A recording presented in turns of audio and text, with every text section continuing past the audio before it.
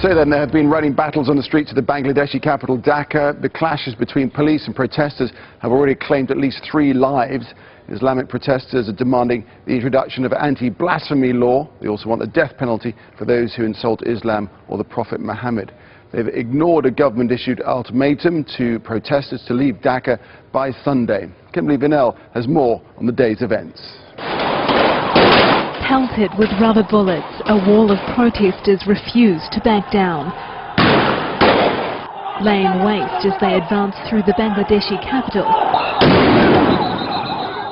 Setting fire to cars and buildings, security forces held little back, turning the streets of Dhaka into a battleground.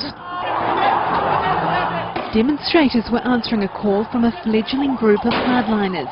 They're demanding a new blasphemy law and say offenders should be tried under the strict Sharia law. This protest is to press for the 13-point list of demands by Hifazat Islam, in accordance with the Quran and the Sunnah, and we demand punishment for the atheist bloggers. The atheist bloggers he's referring to are those using new media to advocate for a secular society in Bangladesh.